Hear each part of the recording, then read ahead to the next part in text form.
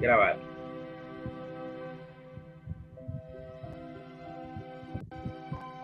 Bueno, bienvenidos a esta primera clase de nuestra asignatura de español en este programa de validación de bachillerato. Entonces, pues primero, antes de arrancar, quiero decirles cómo va a estar orientada la asignatura, ¿sí?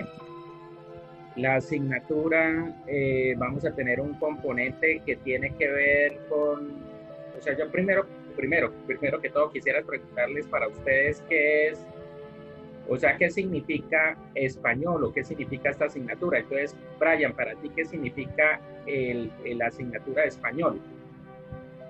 El español, pues, es el cordial principal de los latinos, ¿no? Uh-huh. El lenguaje. Sí, Sí, nuestro lenguaje de comunicación, ¿no?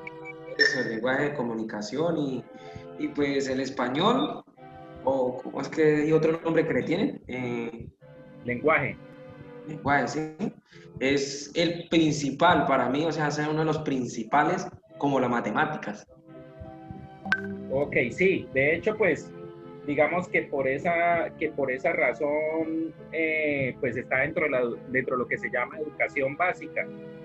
La educación básica contempla obviamente el tema del lenguaje y español. Bueno, Karen, para ti, ¿qué significa el español o qué crees que debe contemplar esta asignatura para ver si encaja un poco con el plan que tenemos? El español es, digámoslo así, en como un lenguaje con el que nosotros, las personas, nos comunicamos, tanto el español y el inglés como se dice, Ok, nosotros.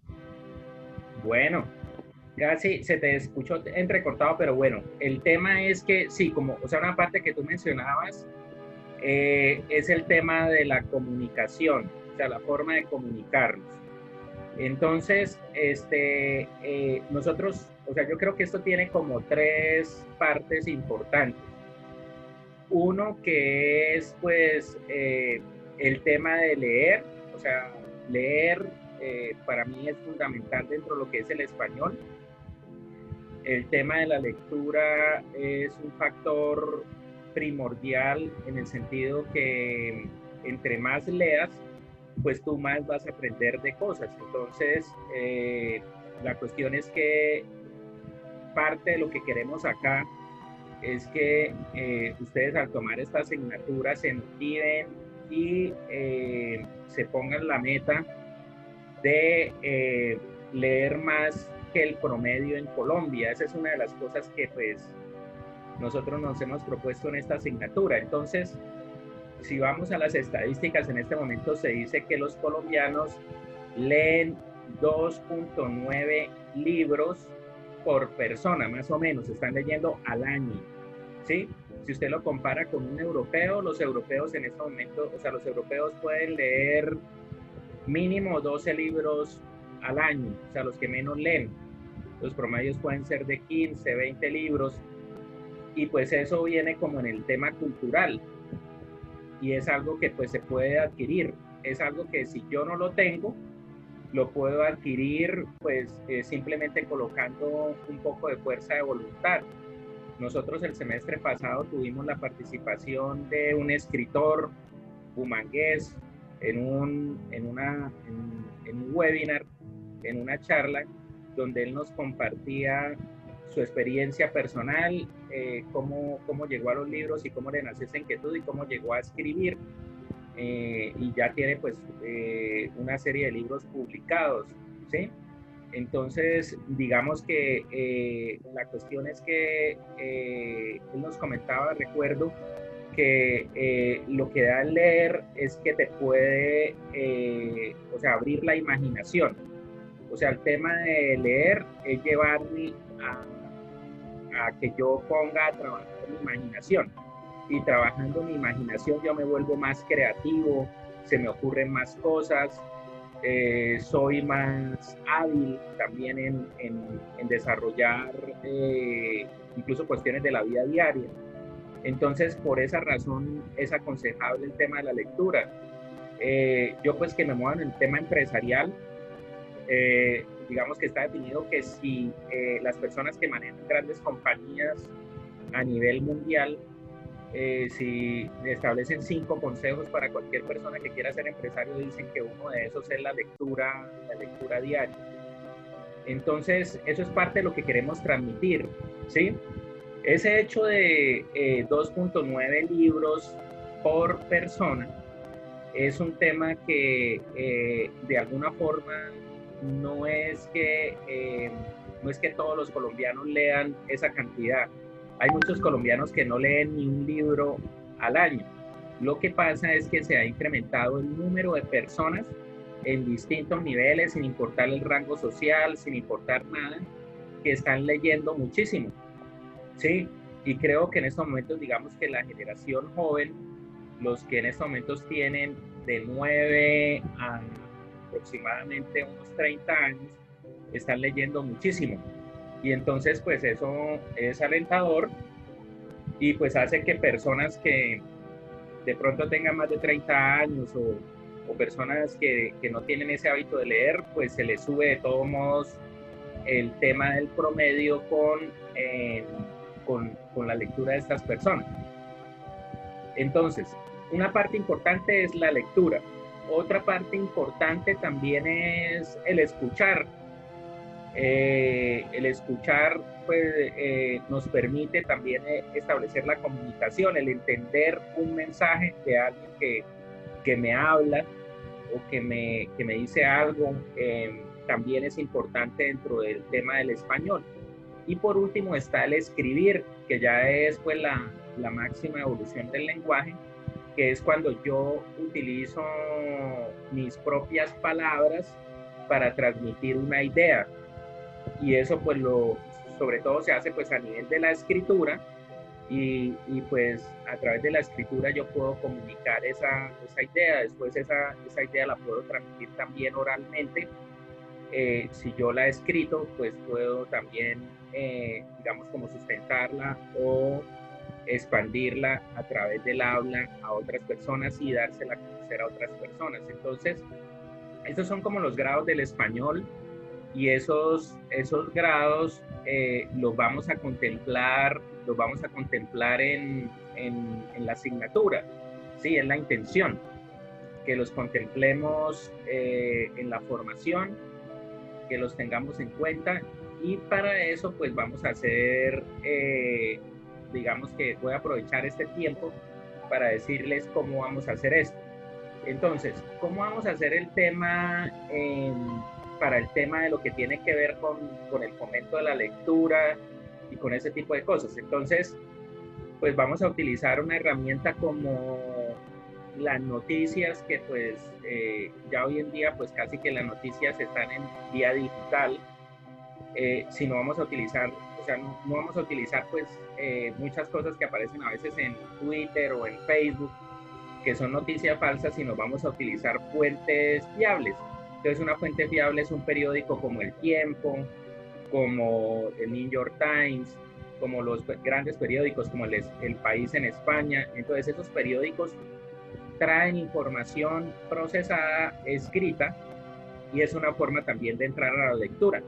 Vamos a utilizar un tema que es, vamos a leer textos cortos. Estos textos cortos nos los recomendó Carlos Eduardo Liscano, que es la persona que yo les comenté, que nos apoyó con un webinar el semestre pasado, y él es escritor, es santanderiano, y nos hizo una lista de aproximadamente unos 30 libros cortos para personas que quieran empezar con este hábito de la lectura.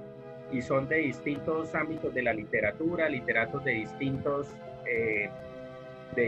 países, regiones, y la cuestión es que ese va a ser un elemento fundamental. Entonces vamos a tener un texto y sobre ese texto vamos a hacer 3 ejercicios. El primero es hacer un resumen, el segundo es hacer un ensayo y el tercero es hacer un discurso, que lo vamos a hacer pues vía celular, pues con todo este tema de la virtualidad, ¿sí? Entonces, el resumen y el ensayo se hacen por escrito, se pueden hacer en un cuaderno, se pueden hacer en un computador y finalmente pues se presenta la evidencia, y el discurso sí se hace con un celular y se monta en el grupo de WhatsApp, ¿sí? Pero inicialmente, bueno, vamos a tener eso, vamos a tener el libro y vamos a también a utilizar una herramienta que pues es la que se utiliza o sea, para aprender cualquier idioma. Una de las cosas que se dice es que hay que pues hacer planas y eso es pues algo fundamental. Entonces vamos a utilizar las reglas ortográficas del español para que ustedes sepan, dentro de la categoría de idiomas a nivel mundial, se califican, digamos, con complejidad o no complejidad. Si yo califico al español, el español está en un rango medio de dificultad. ¿Por qué?